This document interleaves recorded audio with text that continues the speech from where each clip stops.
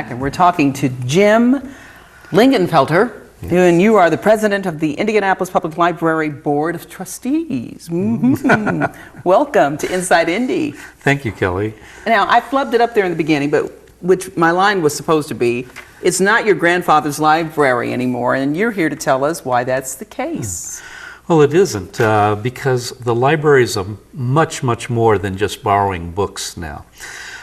We have so many missions that we are taking care of these days. Everything from early childhood literacy to helping unemployed people file their claims and write new resumes. We're also dealing with teen populations. We have a really wonderful program down at the Central Library called the Learning Curve that takes in all kinds of media, not just books, but you can go into a green screen and people can actually create their own videos there. I didn't know that. It's just amazing. It's a nationally recognized award-winning program that was set up when we opened the new Central Library. And the Central Library has been open about 8 years now, I think, we really have a showcase in downtown. But it's only one of 23 branches within the Marion County Library system. And we've got a challenge. We've got to make sure that services are provided to our citizens in Indianapolis in a way that is appropriate and cost-effective. And that's the challenge. You know, it is absolutely gorgeous, and I went out into the courtyard, because you can even hold like weddings and receptions. You're in the catering business?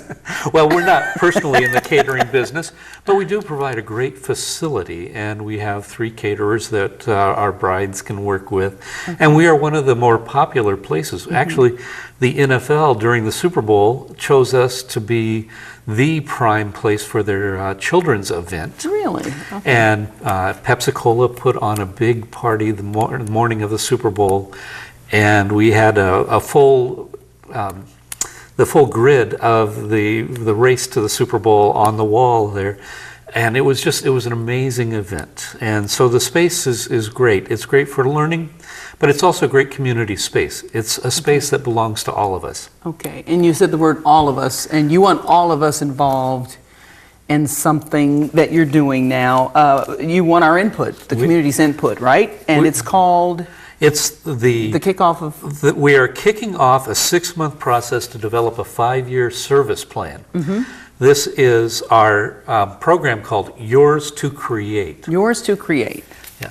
Okay. We want the citizens of Indianapolis to give us a little bit of feedback on what the library can be for them.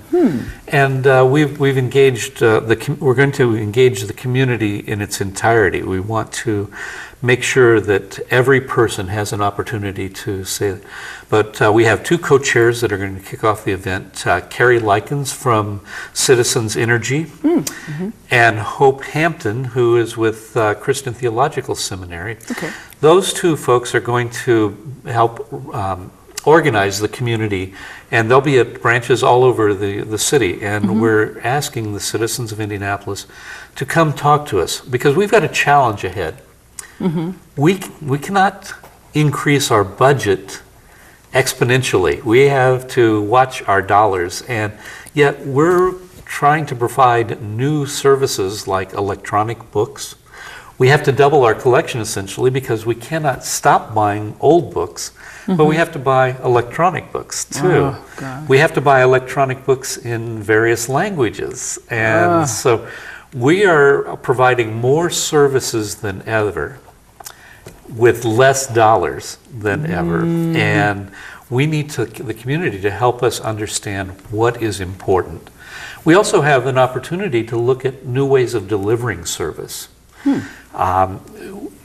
We've heard a lot about a virtual library. If it's just a place where online presence can take care of everything you need. If you just need to log on and ask a librarian a question, can that provide services? But we also have a strong need for that, a place for a kid to go after school and feel safe. Okay. So it's as simple as that. Wow. So it sounds like a lot of responsibility. It is. We have a budget of about $42 million a year That's our bread and butter service delivery. And then above that, we have the money we go out and beg for. Okay. Outside of tax dollars, our library is funded by the Library Foundation and gifts from major contributors. And those monies go to projects that are beyond your traditional services. So we have to provide a certain level of services by the state law. We have to loan books. But beyond that, we have things like the Meet the Authors program, where, Seen that. and we go out to, we were just at Black Expo this last weekend, and we go out and we give books away as part of our early childhood literacy program. We have our first reader's bag that people get. We had the joy of giving one of our other board members who has a new baby, he got his first library card. Oh. And that's something that, and a bag of books. We want people to think about the library from their earliest possible moment of knowing how to read. Okay. So there's a lot of challenges, and that money comes from outside services. So we're always out there looking for ways to provide services to the community, whether it be foreign language or, as I mentioned, the reading programs that we have, or even as simple as history preservation. One of the things that we're looking at is recorded history, taking people's the neighbors at our branches coming in and giving us an oral history of their neighborhood. And then that's cataloged. We did this at the Irvington branch, and there's some great stories that have come out of that. That's pretty cool. So you wonder why we hadn't done that before, before now. Well, technology was not necessarily available. The price of computer memory is so low now that we can afford to do that, and the technology is so easy for people to self-direct. You can do it from home, upload it on your website or something. Yeah, exactly. It's pretty incredible. Exactly. So we're trying to take advantage, but there are so many opportunities. We have to have this 5-year plan of what are the resources that we're going to adopt, because we can't adopt everything. We can't, every new technology that comes along, we cannot adopt it. So then, because it sounds like if you're opening up the door to say, hey, let's hear from you, you're actually asking for more stuff to have to do, or are you trying, what's your goal in that, in asking us to help you decide? Well, it's to prioritize, because the Board of Trustees literally hold the library in the public trust. And we provide guidance to our staff. Our staff provides the management, but we provide the guidance that represent the community. We say that we are the voice of the community. We're appointed by various agencies. 2 of our members are appointed by the Indianapolis School Board. 3 of our board members are appointed by the county commissioners, who have responsibility for taxing for the entire community. That's why they're there. And 2 are appointed by the city county council. And so you have these 7 people holding the library in the community trust. But it's a big job that 7 people should not be the ones deciding the entire course of our library. So how do I let you know what I think should happen or should be or what I want? How do you go about doing that? Well, Kelly, we're going to sit here for about 5 or 6 hours, and you're going to tell me everything. I'm going to take notes and take it back. I hope you're ordering pizza then. But beyond that, if you're a citizen of the community, look on our website, indypl.org. Okay.